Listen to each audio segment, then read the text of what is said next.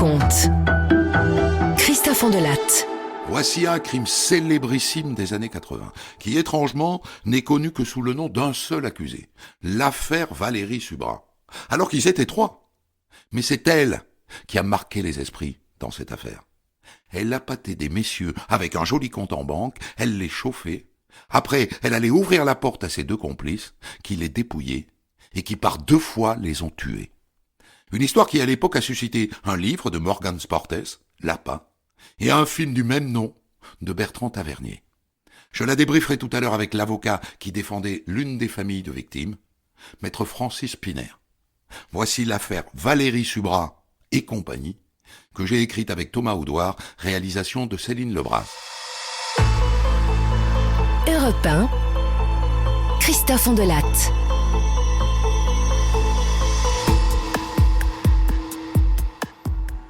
Le samedi 8 décembre 1984, à midi, Gabriel est là devant son lycée parisien. Il attend que son père vienne le chercher. Putain, mais qu'est-ce qu'il fait ? Au bout d'un moment, il va à la cabine et il l'appelle. Son père ne répond pas. Que faire ? Son papa est avocat, maître Gérard Lelédier. Alors il appelle sa secrétaire. Oui, bonjour. C'est Gabriel. Dites-moi, mon père devait venir me chercher. Et ben, il est pas là. Il répond pas. Vous pourriez aller à la maison ? Voir ? La secrétaire a les clés, l'appartement et le cabinet sont communicants. Mais elle est un peu gênée, alors elle appelle une amie de son patron pour qu'elle y aille avec elle. Oui, j'ai eu la gardienne de l'immeuble. Ben, elle me dit que le courrier d'hier est toujours sur le pas de porte et que la lumière est allumée dans sa chambre. Mais il n'ouvre pas. Et les voilà qui arrivent toutes les deux, sur place, rue de Prony, quartier chic du 17e arrondissement. Avec son double, la secrétaire ouvre la porte de l'appartement. Il est plongé dans le noir. Elle allume. L'appartement est sans dessus-dessous. Elle monte à l'étage, idem, le bazar partout. Elle s'approche de la chambre. La double porte est ouverte. Oh, il est là. Il est sur le tapis. Il a les pieds et les poings liés. Et il y a du sang partout.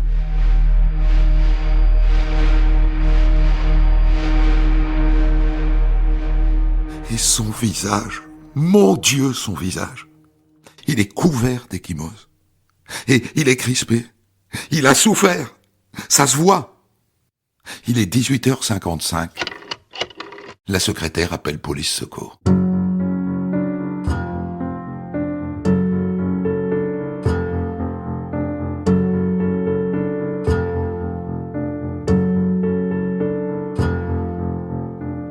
Une équipe de la brigade criminelle débarque. Bon. Eh ben, il a reçu plusieurs coups de couteau, le gars. Les policiers font le tour de l'appartement et du cabinet. Pas de traces d'effraction. Mais toutes les pièces ont été fouillées.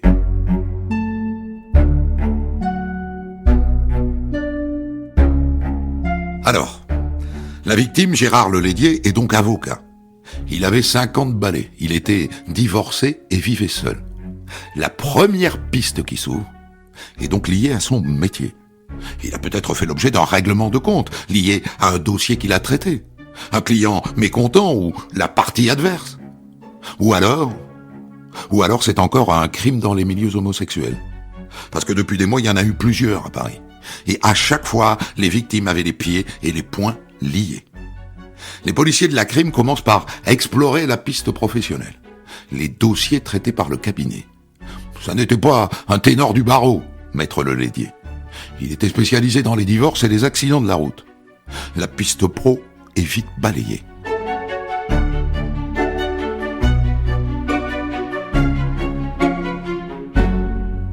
Reste le crime à caractère homosexuel. Sauf que les amis de Lelédier disent que c'était plutôt un homme à femme. Oh bah avec toutes les nanas que je l'ai vu se taper, je pense pas qu'il était homosexuel, hein, Gérard. Ah, ça non. Non, franchement, je pense pas. Hein. Ok. Mais parfois, surtout dans ces années-là, les hommes cachaient bien leur jeu. Surtout que Maître Lelédier avait créé il y a quelque temps une agence matrimoniale spécialisée dans les rencontres gays, qui ne marchait pas très bien, et qu'il s'apprêtait à fermer.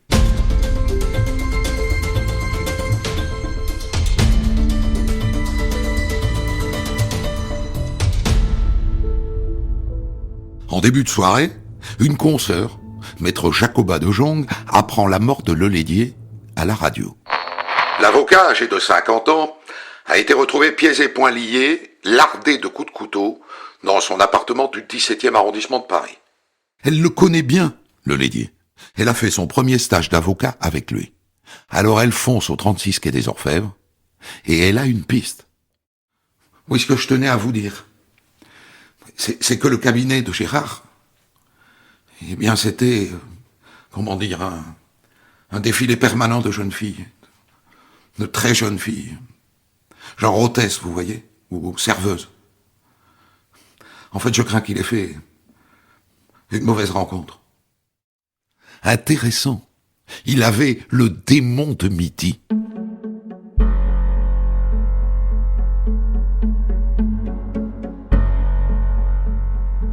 En faisant le tour des proches, les policiers découvrent que la veille de la découverte de son corps, le vendredi soir, Gérard Lelédier avait un dîner.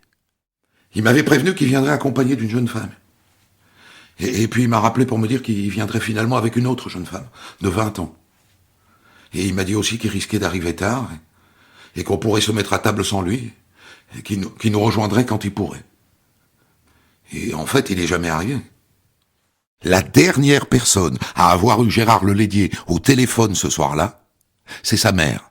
Elle l'a eu vers 21h45. Eh bien, il m'a dit qu'il attendait une jeune fille et qu'il devait l'emmener dîner au jardin de la Boétie. C'est un restaurant. Un restaurant du 8e arrondissement, un peu branché, genre cantine chic. Les poulets vont sur place. Il tombe sur un certain Paul Teclé qui assure les relations publiques du restaurant. Ah oui, je connaissais Gérard. C'était un habitué, Gérard. Mais vendredi soir, je l'ai pas vu. Au passage, les policiers découvrent que ce restaurant, c'était son terrain de chasse, qu'il y distribuait des cartes de visite à toutes les jeunes femmes qu'il croisait. Et que l'endroit est connu pour ça, pour être un lieu où de très jeunes filles viennent aguicher des hommes mûrs.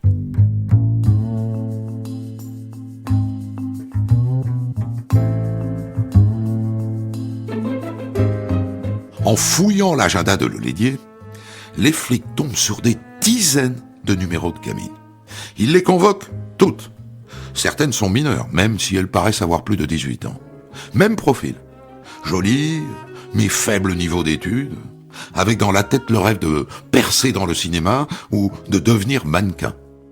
Elles racontent qu'elles vont au jardin de la Boétie dans l'espoir de tomber sur un producteur, ou un directeur d'agence, ou un directeur de casting.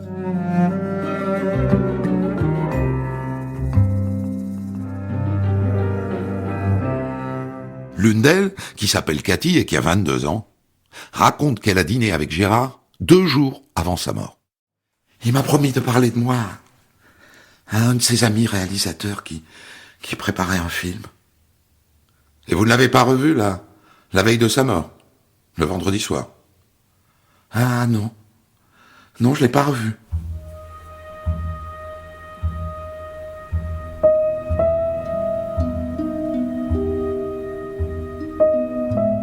Là-dessus, 10 jours après le meurtre de Lelédier, un autre meurtre a lieu, toujours dans le 17e arrondissement de Paris.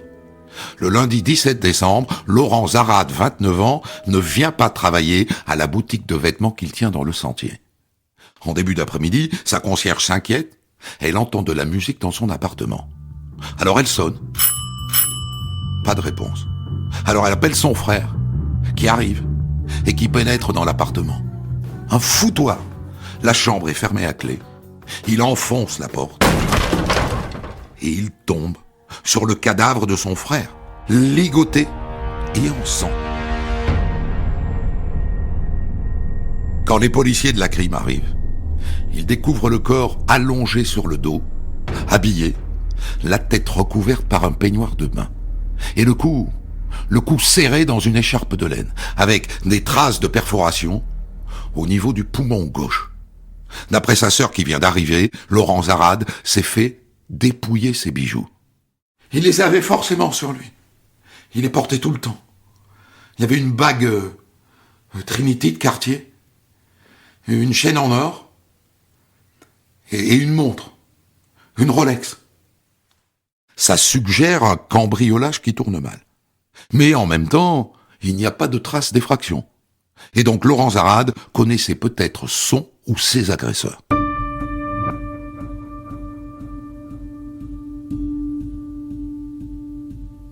Évidemment, les policiers de la crime sont tentés de faire d'entrée le parallèle entre ces deux meurtres. Même quartier, même cadavre ligoté, même coup de couteau, et même profil. Deux hommes célibataires qui ont de l'argent, qui sortent beaucoup le soir et qui aiment les très jeunes femmes. Laurent Zarade était à la tête d'une société de prêt-à-porter du Sentier. Ça marchait bien. Il sortait beaucoup. Le même profil, en plus jeune, que celui de Gérard Lelédier. Les flics apprennent que la veille au soir, il a rejoint son frère et des amis dans un restaurant chinois du 17e. Mais il n'est pas resté, hein. Il n'a pas dîné avec nous. Il nous a dit qu'il avait rendez-vous avec une fille qu'il avait rencontrée la veille, je crois, en boîte. Il a dû dîner avec elle chez lui, parce que sur la table basse du salon, il y a les vestiges d'un repas. 2 assiettes, du saumon fumé, des toasts grillés et du taboulé. Étrangement, l'une des assiettes est vide, et l'autre est pleine. Qui était la jeune fille qui était avec lui ?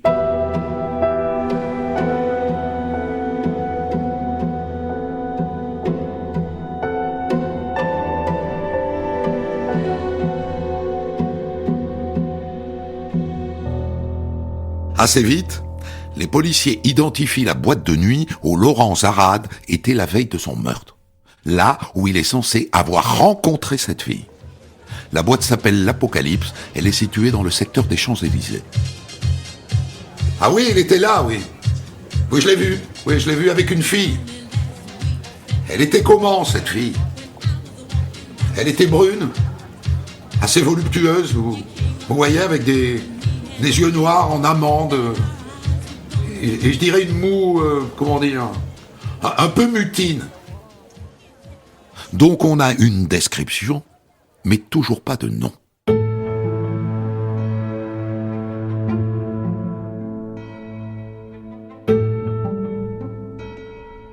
Le nom, c'est le frère et la sœur de Laurent Zarade qui le trouvent, en allant interroger ses amis du Sentier. Ben moi je connais une fille qui fréquentait ces derniers temps.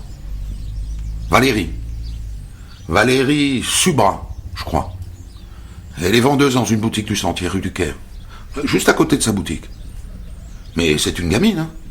Voilà quoi, 18 ans. Moi je la vois pas du tout mêler un truc comme ça. Et la sœur de Laurent Zarade balance le nom à la crime. Et là, les flics épluchent les carnets d'adresses de Laurent Zarade et de Gérard Lelédier. Elle figure sur les deux, dans les calepins des 2 victimes. Et le numéro correspond à une boutique de la rue du Caire. Le lendemain à 11h, 2 inspecteurs débarquent au magasin. Et ils interpellent Valérie Subra, qui les suit sans problème. Souriante, décontractée, l'air de celle qui n'a rien à se reprocher. Et pourtant elle devrait. Car figurez-vous qu'elle porte autour du cou une chaîne en or. Et à la main, elle a une bague Trinity de chez Cartier. Les bijoux volés à Laurent Zarade.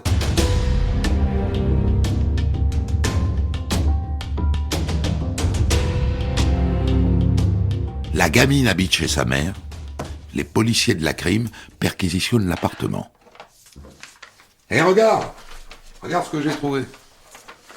La carte de visite de Gérard Lelédier. Et on trouve aussi un répertoire dans lequel figure le nom et le numéro de Paul Teclé, le chargé de relations publiques des jardins de la Boétie. Ça sent bon, tout ça. Ça sent très bon.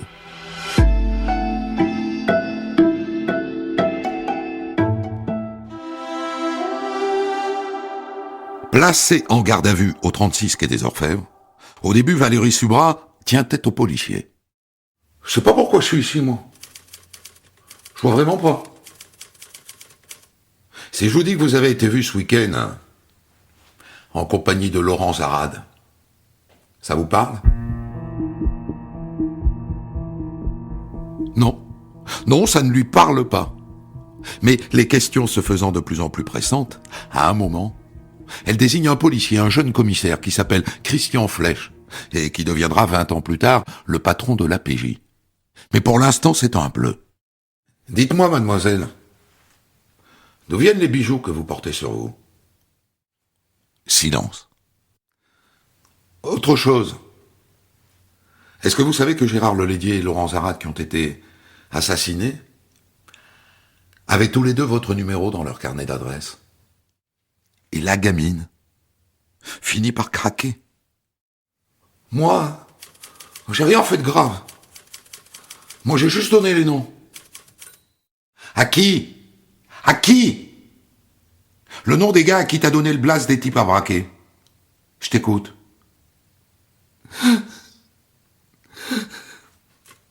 Laurent Attab et Jean-Rémy Sarraut.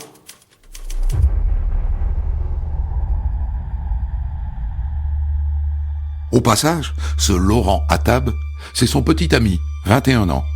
L'autre en a 19. Et cette Valérie Subra est d'une naïveté confondante. Ça va durer combien de temps? Je pourrais être en famille à Noël, vous croyez? C'est pas sûr, ma petite. Alors ils sont où, tes copains? Ben on a rendez-vous, ce soir. À 8h. Dans un restaurant de Saint-Mandé. Et avant, Jean-Rémy doit venir me chercher. Chez moi.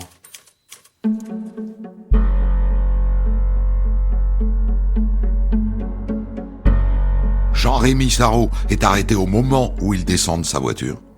Et ensuite, les flics se mettent en planque près du resto de Saint-Mandé. Et quand Laurent Attab arrive, il lui saute dessus. Il ne se laisse pas faire, hein. C'est assez musclé comme interpellation.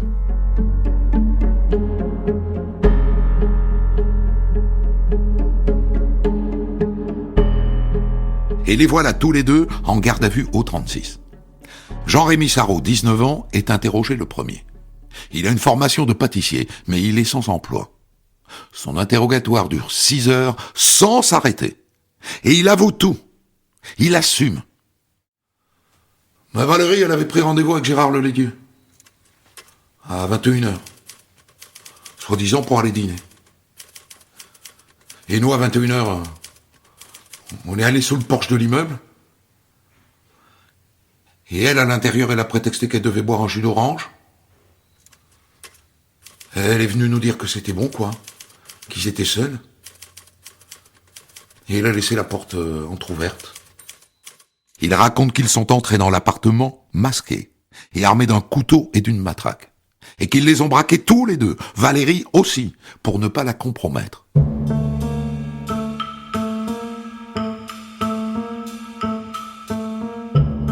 De son côté, Laurent Attab raconte la même histoire, mais lui, il s'agissait de vengeance.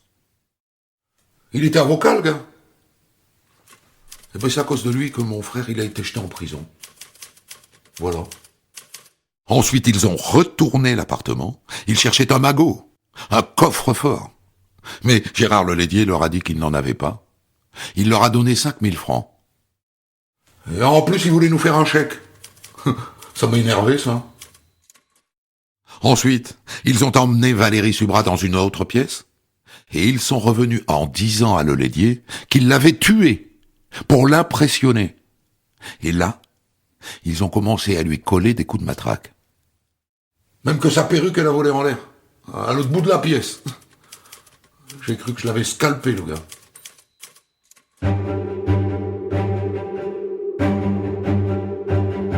Attab a alors tendu le couteau à Sarraut. Et c'est Sarraut qui a poignardé Lelédier au cœur et à la gorge. Et après, ils sont partis. Il était minuit. Et ils sont allés en boîte de nuit. Sarro avait du sang sur son froc, Attab avait du sang sur ses godasses, et ils ont claqué en bouteille le pognon qu'ils venaient de voler. Voilà, c'est aussi cynique que ça. Ils prétendent qu'ils n'avaient pas prévu de le tuer.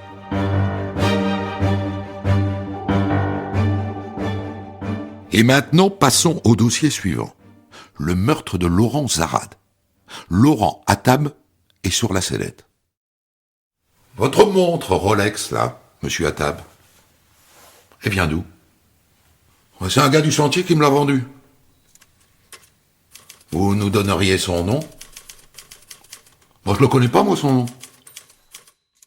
C'est exactement le modèle qui a été volé à Laurent Zarade. L'oiseau est envoyé en cellule pour le reste de la nuit.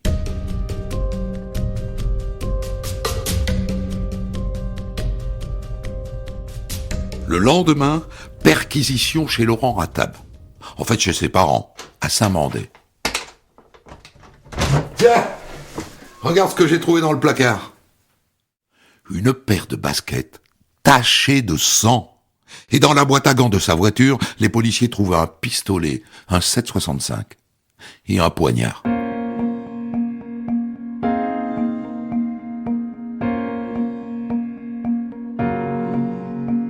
Le lendemain, assommé par cette accumulation de preuves, Laurent Attab avoue le meurtre de Laurent Zarade. Quasiment le même plan que le premier meurtre. Elle a demandé un jus d'orange, elle leur a ouvert la porte, ils sont entrés armes au poing, mais cette fois pas cagoulés. Ils les ont trouvés tous les deux dans la piole. Attab a joué les amoureux outragés, et ensuite ils lui ont fait croire qu'il pourrait s'en sortir en échange d'argent. Dans l'appart, ils ont trouvé 3000 francs dans la bibliothèque et 1300 francs dans une veste. Et au pied du sapin de Noël, ils ont pris quelques cadeaux, des stylos, des briquets, des montres de luxe. Mais là encore, il n'y avait pas de coffre, il n'y avait pas de lingots. C'est frustrant. Alors finalement, vers 3 heures du matin, ils ont décidé de le liquider. Attab raconte que Laurent Zarade lui a dit « Fais pas ça, on est juifs tous les deux, tu peux pas tuer un frère. » Il dit que ça ne lui a rien fait. Je savais que c'était mon tour de tuer, quoi. Mais je pouvais pas le regarder. Alors Jean-Rémy, il a mis le peignoir sur sa tête. Et là, j'ai commencé à lui donner des coups avec un coup de papier. Mais il était toujours vivant. Alors après, on a essayé de l'étrangler, tous les deux, avec l'écharpe, mais elle a craqué. Alors j'ai dû le finir avec le coup de papier. Et Valérie Subra, qu'est-ce qu'elle fait pendant ce temps-là? Elle était dans la pièce d'à côté. Elle regardait des clips à la télé.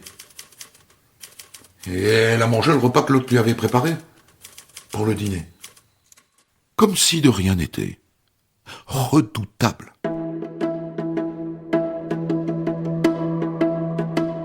Le problème, c'est que 3 semaines plus tard, Laurent Attab, qui a embauché un ténor du barreau, maître Paul Lombard, le renard argenté, revient sur ses aveux. Il dit qu'il a été maltraité par les flics en garde à vue, qu'il a avoué sous les coups. Le coupable, c'est Jean-Rémy. C'est Jean-Rémy, moi j'y suis pour rien. Ils m'ont forcé à avouer. Alors que les flics ont la certitude que c'est lui, le leader.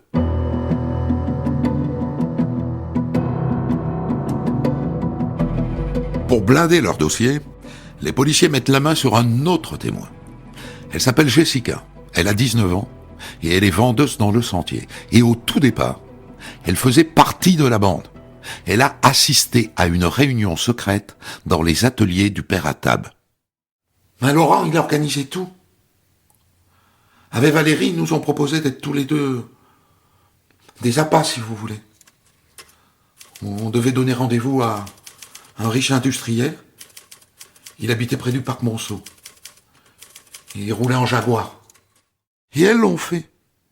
Elle dit que le type était charmant avec elle, qu'il leur a offert du champagne, mais qu'elle a repéré qu'il y avait des caméras de surveillance partout dans l'appartement, et que donc elle ne l'a pas senti et qu'elles ont préféré partir. Les garçons se sont fâchés contre elle. Avec ça, Laurent Attab ne peut plus nier.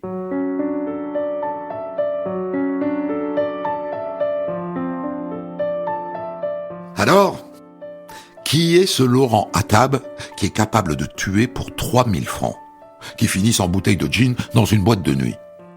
Un pauvre garçon, fauché, qui n'arrive pas à boucler ses fins de mois?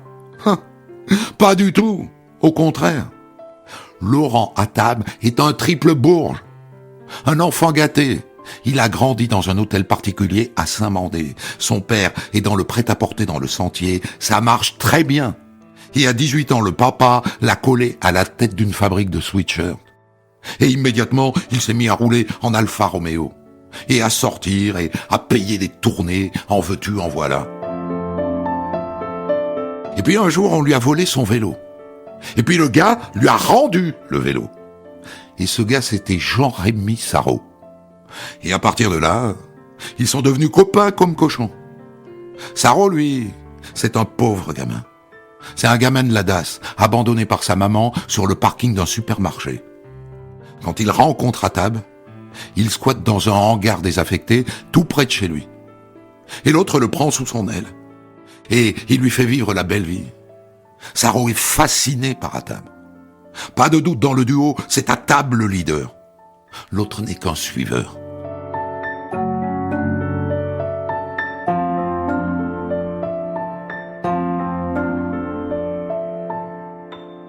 Et Valérie Subra, qu'est-ce qu'elle vient faire là-dedans? Eh bien, elle est fascinée, elle aussi, par Attab. L'argent, la vie facile. L'autre lui en met plein les yeux.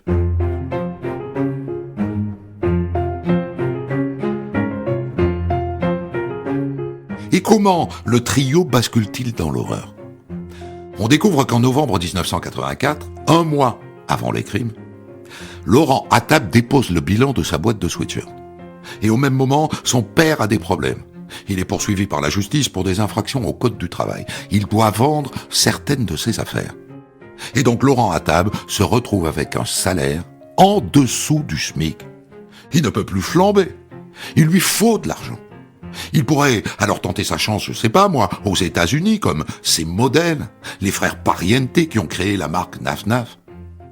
Il va plutôt se lancer dans des braquages.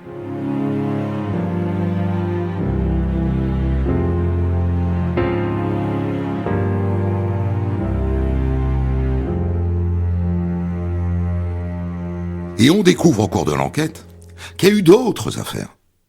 Entre l'assassinat de Gérard Lédier et celui de Laurent Zarade, ils s'en sont pris à un certain Henri Lévy, commerçant dans le Sentier. Mais ils ont été dérangés par l'arrivée impromptue d'un ami. Et après le meurtre de Laurent Zarade, ils étaient sur un autre coup. Ils voulaient s'en prendre au chargé de relations publiques du restaurant Les Jardins de la Boétie. Je vous en ai parlé. Paul Téclé. Elle lui avait donné rendez-vous le soir du jour où ils ont été arrêtés. Il l'a échappé belle.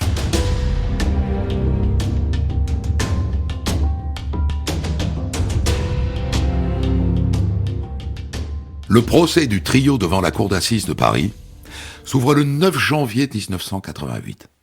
Et il y a du monde dans la salle. Ils ne sont pas venus les voir eux, Attab et Sarraut.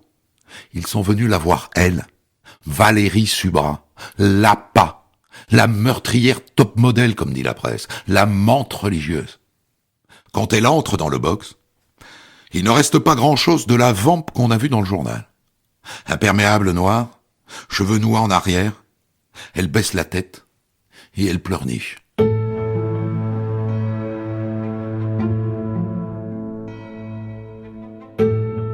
Dans le même box, Laurent Attab, lui, n'a Dieu que pour ses parents. Et on comprend vite que c'est pour eux qu'il dit qu'il est innocent. Quant à Jean-Rémy Sarraut, il n'y a personne pour lui dans la salle. Une grande partie des débats porte sur le rôle de Valérie Subra. Et deux versions s'opposent. Celle de son avocat, Maître Pelletier. Contrairement aux deux autres, Valérie Subra n'a pas de sang sur les mains. Et la version de l'avocat de la famille Zarade, Maître Spinner. Je dirais qu'humainement, elle me paraît plus coupable que ses complices.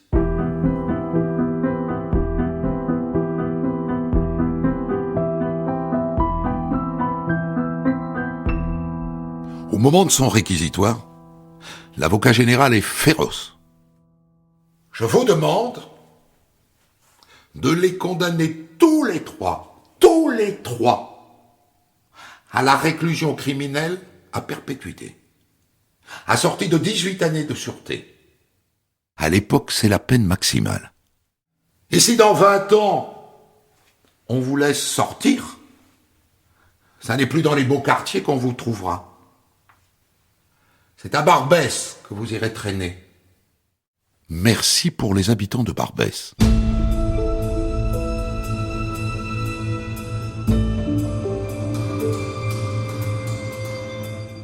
Les avocats de la défense peinent à trouver des circonstances atténuantes. Paul Lombard, qui défend Laurent Attab, tente de plaider la violence à la télévision. Ne serait-ce que le week-end dernier, j'ai dénombré 140 meurtres dans les programmes de télévision. 140 en un seul week-end. L'avocat de Sarraut rappelle son passé d'enfant abandonné. Et comme toujours, les accusés ont le dernier mot. Laurent Attab se tourne vers la mère de Valérie Subra. « Madame,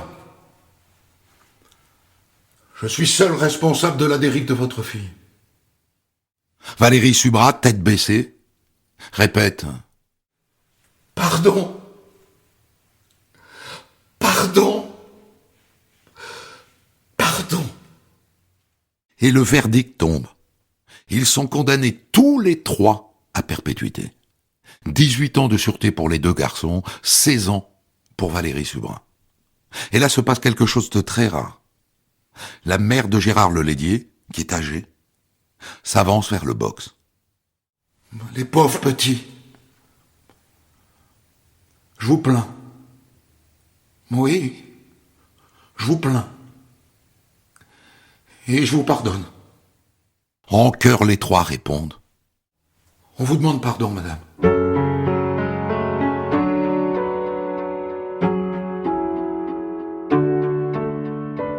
Depuis, bien sûr, ils sont tous sortis. Valérie Subra la première en 2001. Elle s'est mariée, elle a eu 2 enfants et elle vit à l'étranger. Jean-Rémy Sarraut et Laurent Attab ont été libérés en 2003.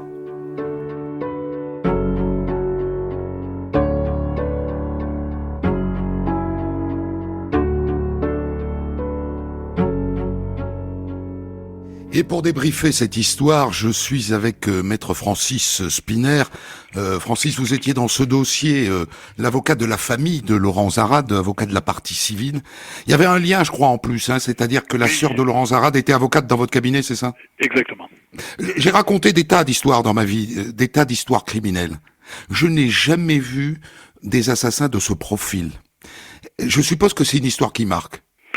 C'est une histoire qui marque parce que Sarraut, comme vous l'avez raconté, a une vie difficile, mais Valérie Subra et Laurent Attab sont des enfants gâtés, même si les parents de Valérie Subra avaient divorcé.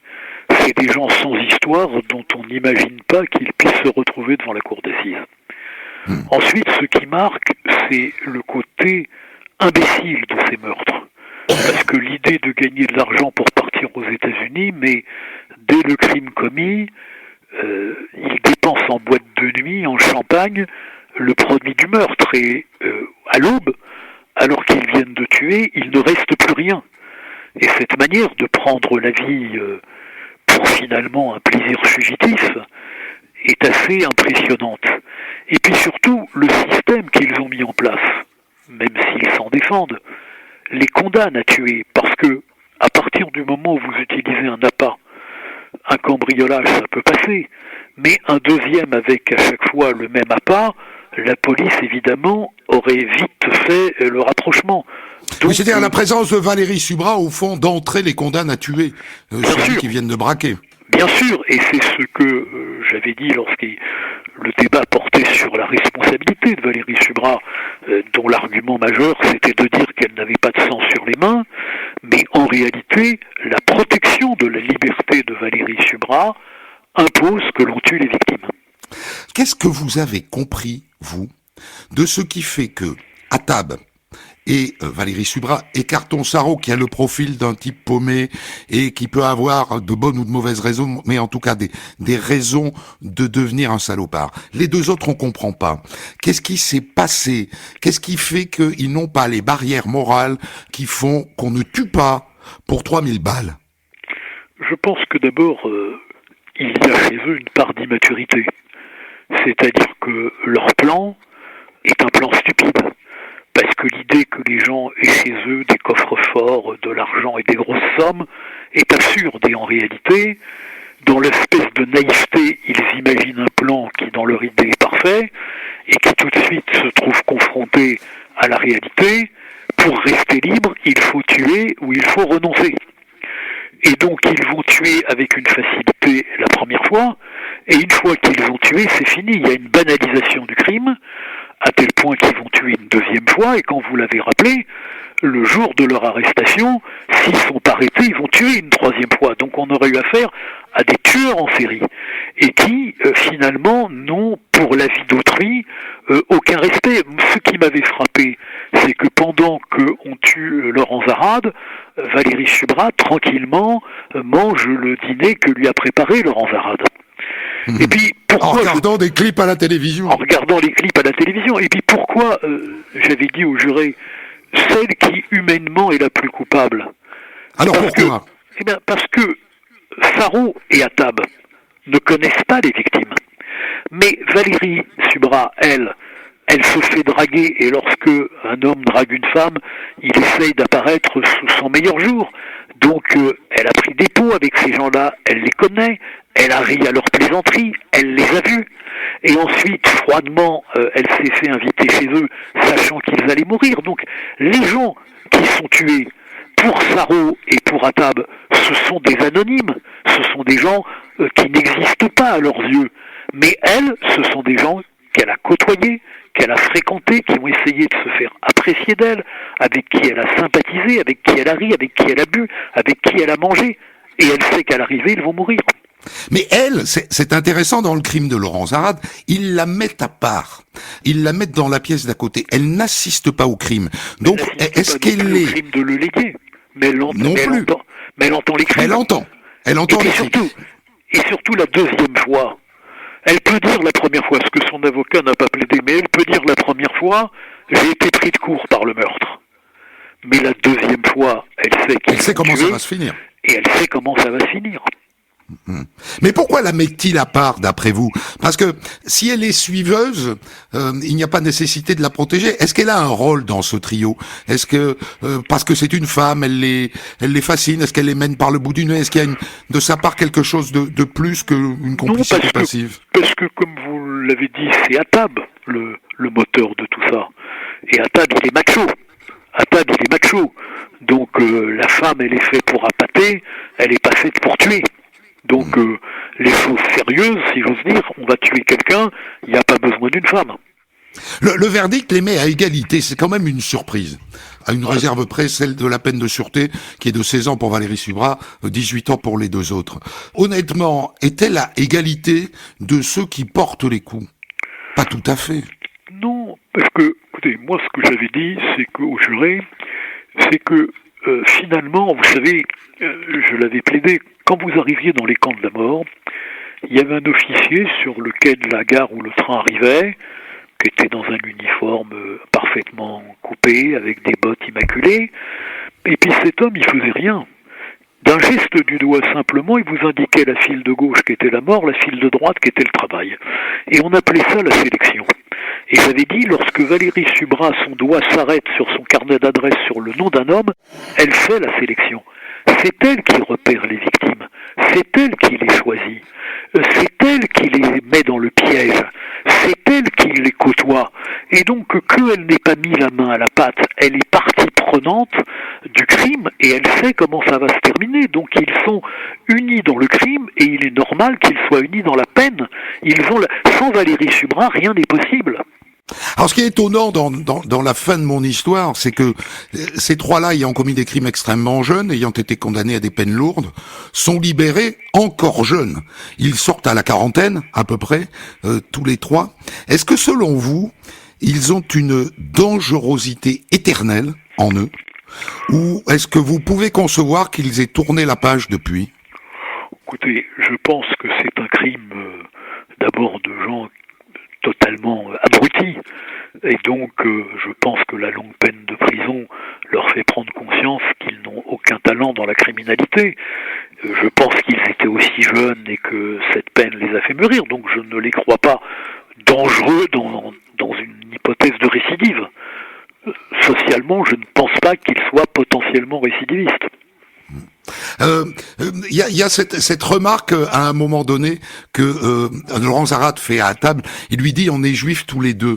Et à table dit: moi, ça m'a pas du tout fait changer d'avis sur ce qui allait se passer. Oui, parce que je pense que il a vis-à-vis de ses victimes une froideur absolue. Les victimes deviennent un moyen d'ailleurs stupide, mais c'est un moyen. Et donc il n'a aucune sensibilité. Vous savez, il faut poignarder les gens. C'est pas la même chose de tuer avec une arme à feu que de tuer à l'arme blanche. À l'arme blanche, il faut y aller. On a les éclaboussures. On sent que l'on tue. On sent. Et on entend la souffrance. Vous tirez, vous appuyez, vous exercez une pression sur une gâchette, la balle part. Là, le crime à l'arme blanche, c'est toujours un crime, j'allais dire, plus volontaire encore que d'autres crimes. Et donc, il y a ces deux-là, et les trois d'ailleurs, puisque encore une fois, elle mange tranquillement pendant que l'on tue quelqu'un, il y a une indifférence aux autres. Et d'ailleurs, l'inconscience chez Valérie Subra, lorsqu'elle demande au patron de la brigade criminelle quand est-ce qu'elle va sortir, et dans les lettres qu'elle va écrire quand elle est en prison, elle dit: bon, cette année ça va être difficile, mais l'année prochaine je serai en vacances avec vous. Donc, alors qu'elle est en prison, alors qu'on essaie de lui faire comprendre ce que sont l'horreur de ses crimes, elle est toujours persuadée que ce qu'elle a commis, c'est entre parenthèses une bêtise. Merci Francis Szpiner de nous avoir aidé à raconter cette histoire 36 ans plus tard, car nous sommes 36 années plus tard et c'est l'avantage des avocats qui ont de la maturité, comme on dit. Des centaines d'histoires disponibles sur vos plateformes d'écoute et sur europe1.fr.